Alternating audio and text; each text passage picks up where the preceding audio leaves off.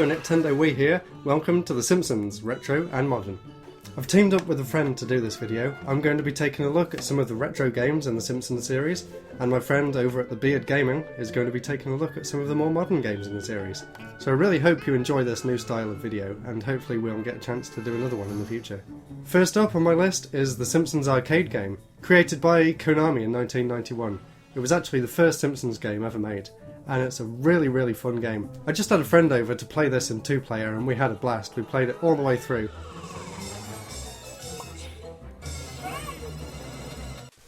So, the Simpsons arcade game, one of the best games in the entire Simpsons series.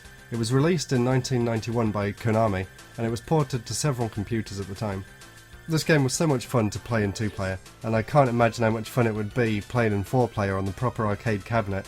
The game's extremely simple, all you can do is jump and attack. There is one extra combining move which we managed to find by accident.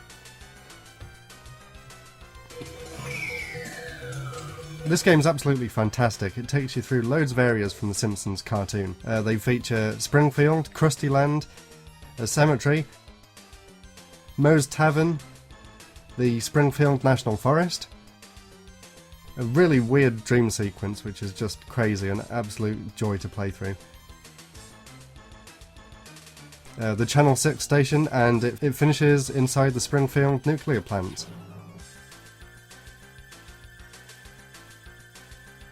And there's a few bonus stages along the way so you don't get bored. They're kind of like Mario Party style games. There's one where you have to pump up balloons as fast as you can. Ah! Yay! Oh, you got beaten by a random guy in a purple suit.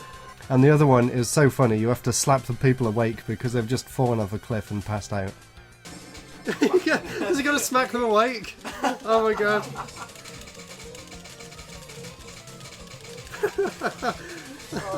This was actually the first Simpsons game ever made, and I think it still holds up as one of the best today. Unfortunately, it's kind of hard to play this game these days. It was released on XBLA and PlayStation Network, but unfortunately it got removed in 2013. So sadly, there is no official way to play this game apart from in the arcades.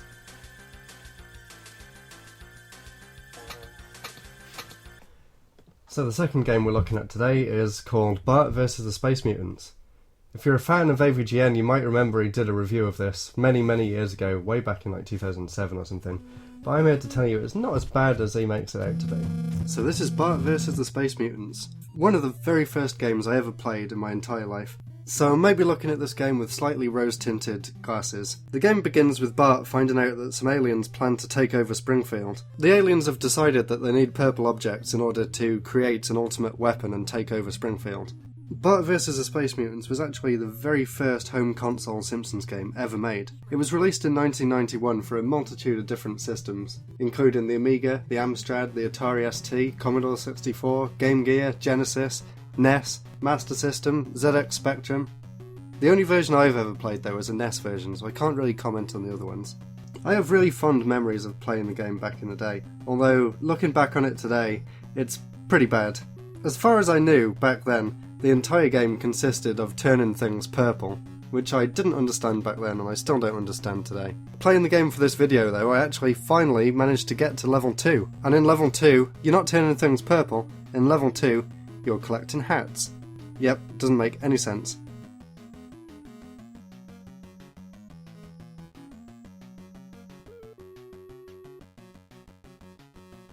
The stages have some really clever moments and some great throwbacks to some of the early episodes in the Simpsons series. For example, there's a payphone early on in the first level, and you can actually phone up Moe's Tavern and give them a prank call, which I thought was just a fantastic little touch. You don't even need to do it, but it's really cool.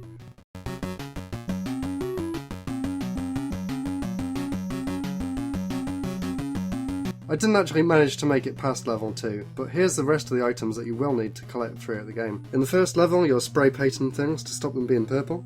In the second level, which is in the Springfield shopping mall, you're collecting hats. In the third stage, which is Krusty Land, you're collecting balloons. In the fourth stage, which is inside a museum, for some reason, you're collecting exit signs, because apparently aliens can use exit signs to build a weapon of mass destruction. Don't question it.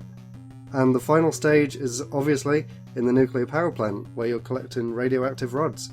I've never got that far and I probably never will. It's a really hard game and the controls are really challenging.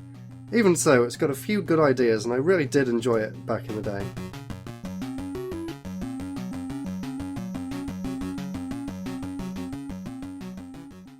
Right, so let's take a look at something a little bit more recent. Let's jump forward a few years to the SNES and Barts Nightmare. So this is Barts Nightmare, released in 1992 for the SNES and in 1993 for the Genesis and Mega Drive.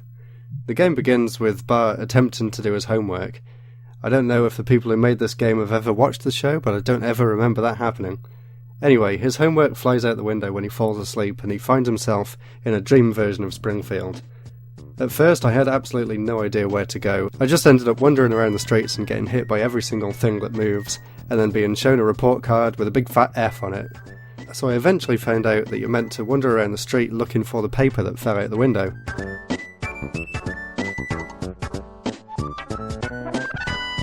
When you jump on the paper you get taken to a minigame. Apparently there's 5 different minigames. I only actually encountered 3 of them. I got kind of bored before then. The minigames I've tried so far include Bart flying around trying to shoot things down with his slingshot, which sounds more fun than it actually was because it was a really tedious stage that went on and on and on.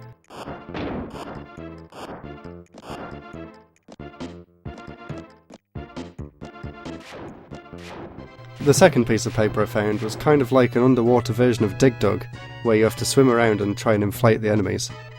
The music on that section's kind of scary actually.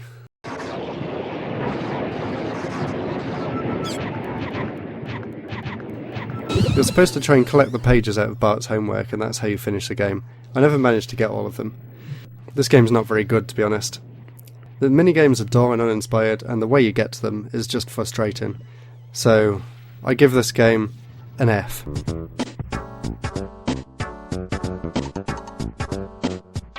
Next up is a Game Boy Color game called The Simpsons, Night of the Living Treehouse of Horror. So, going from one nightmarish game to another, this is Simpsons Night of the Living Treehouse of Horror for the Game Boy Color. This game was developed by a company called Software Creations and published by THQ in 2001. I had quite high hopes for this game reading through the instruction manual. It makes it seem kind of interesting. It sounds like there's a load of variety in the game. The first level has you playing as Bart going around the house. The second level, according to the instructions at least, sees you playing as Maggie who's been transformed into a fly. It sounds really fun. You have to avoid flypapers, Venus flytraps and other dangerous hazards, as you guide Maggie through the kitchen to the other transporter, reuniting her with her body. The level after that is called Plan 9 from Outer Springfield. Everyone in Springfield has become a zombie, except the Simpsons. Destroy as many zombies as possible before they turn the Simpsons into the Walking Dead. I'd like to see that happen. Mr. Burns has built a robot using Homer as its head. Help Robot Homer reassemble the real Homer before the angry workers can destroy him. So, sure, it sounds fun, but the actual game, from what I've played, is awful. I can't see where I'm going half the time. I ended up jumping down pits everywhere. The weapons that Bart has are useless, pretty much. You try and shoot an enemy, it goes straight over them. Can't see where I'm going, I have no idea what I'm doing. Most of the rooms are completely dark and the music is driving me crazy.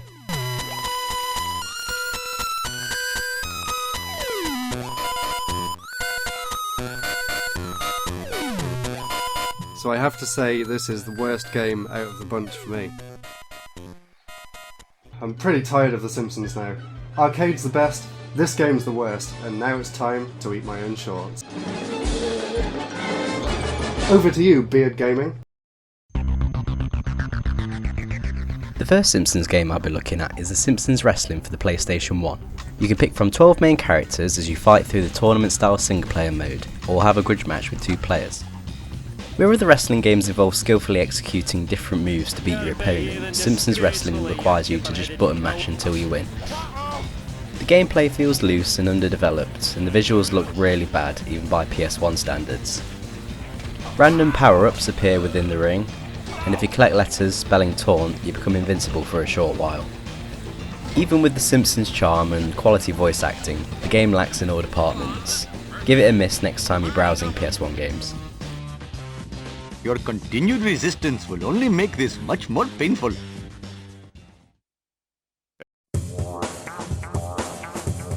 After having a pop at a wrestling game, then a Crazy Taxi rip-off, the next Simpsons game was to be a skateboarding game. The game was obviously trying to take advantage of the Tony Hawk phenomenon at the time, but in doing so fell flat on its face, right off a skateboard. Simpsons Skateboarding lets you control 9 different characters around Springfield, which has been turned into a skate park for some skating tour. Different challenges are scattered across the map, which are similar to the ones found in Tony Hawk, collecting letters, getting high scores, that sort of thing.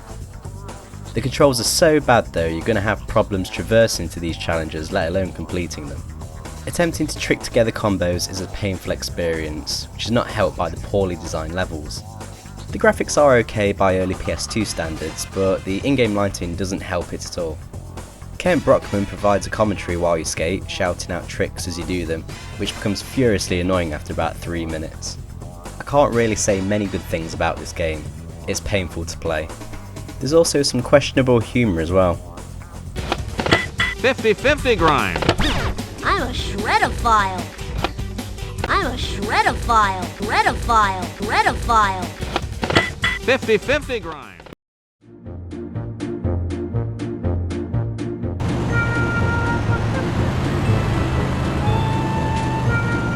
The Simpsons Hit and Run was the Simpsons' comical take on the Grand Theft Auto series. If you've ever felt like beating up Milhouse or running over Barney, then this is the game for you. You play as Homer, Bart, Lisa, Marge and Apu, each with their own free roaming level. The plot involves mysterious things happening around Springfield, such as flying security cameras and aliens. Each character has their own personal car, but you can commandeer other vehicles off the road. Missions will usually involve driving around collecting items, smashing other cars or racing other characters. If you run over too many objects or people, then the police will chase you down until you're caught and fined, or you escape. The driving gameplay feels pretty solid, although you may find yourself understeering a fair bit. Good luck controlling the rocket car when you find it. The visuals and dialogue do well to represent the show. There's lots of details in the environment that will remind you of certain jokes from different Simpsons episodes. There's also a good amount of humour to keep you entertained. It's danger! Mr. Burns, mini cameras, black vans. Oh, good thing I'm drunk. You collect coins throughout each level, which you use to buy new vehicles and different costumes. There's also hidden itchy and scratchy cars to collect to give you a reason to revisit previous levels. Apart from the Simpsons arcade, I'd say Hit and Run was the best Simpsons game available.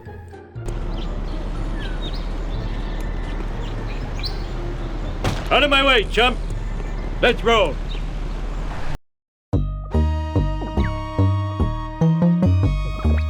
The latest Simpsons game to be released apart from the Simpsons Tapped Out app is simply titled The Simpsons Game. Released on pretty much every console and handheld in 2007, it's an action platforming game with a great sense of humour. The game is very self-aware as it pokes fun at itself as well as other games. The plot follows the family as they discover they're in a video game and have special powers. After a few levels parodied in other games such as Medal of Honor and GTA, they discover the creator of The Sims, Will Wright, is destroying old Simpsons video games. After learning that the family will become obsolete as soon as the new Simpsons game is released, they go and find Matt Groening and try to convince him not to destroy them. So the story and humour is very wacky and fourth wall breaking, which saves the game from being a very average platforming game.